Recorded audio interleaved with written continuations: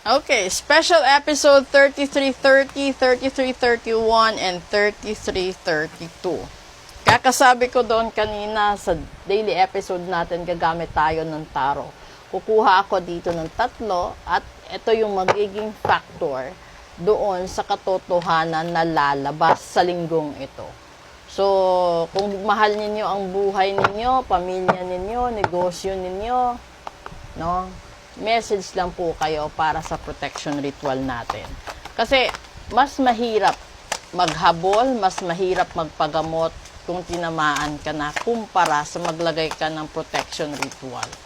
So, kukuha ko dito ng tatlo, yon, para tingnan natin kung ano yung mga factors na makakaapekto or yung magiging source, no, ng problema. Yan. Okay. Una, the King of Cups. The King of Cups talaga. At tapos, Chariot. And yung pangatlo, Seven of Wands. Alam mo bakit ako natawa dito? Kasi, yung ano talaga ha, yung King of Cups. So, ibig sabihin, yung Chariot kasi, dalawa ang daan. No? May daan sa kabila, meron din sa kabila. So, ibig sabihin, meron siyang iba. And then, dito, sa Seven of Wands, naninindigan siya na wala.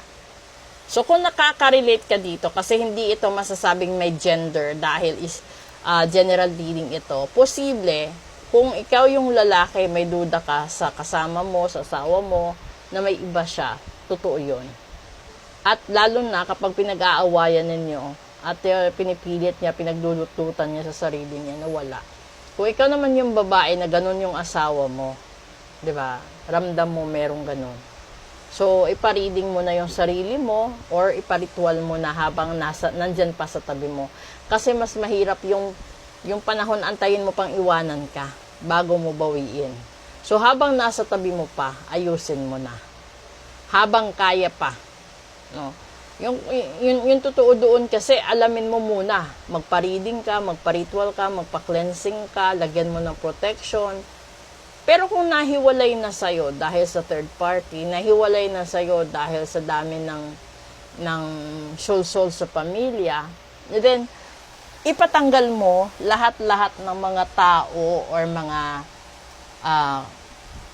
pangyayari na dapat tanggalin sa buhay ninyong mag-asawa, magka-live-in or magka-relasyon para maging maganda at masaya ang pagsasama ninyo pareho. Okay?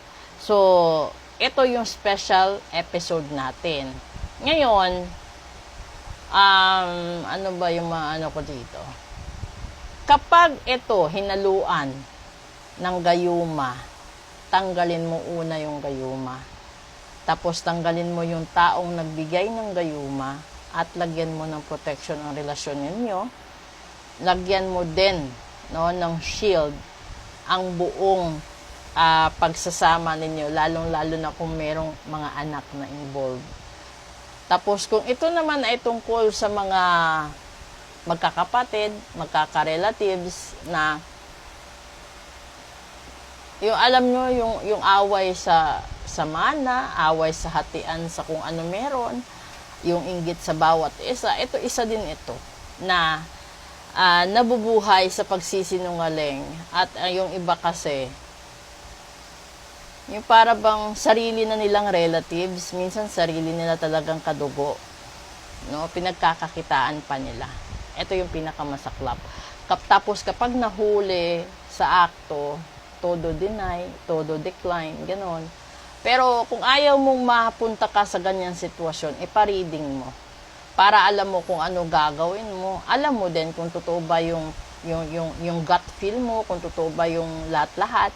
Kasi mahirap din naman na puro lang akala, wala kang concrete na basehan. Kung gusto mong mahuli, paano siya hulihin? Ipa-reading mo din para malaman din po natin. At ipa-ritual mo kung merong iba na nakikisawsaw para matanggal. Okay? So maraming salamat po. Proceed tayo sa English episode natin. sa dark and light, and then punta po tayo hanggang sa real talk po natin. Magandang hapon po sa inyo lahat.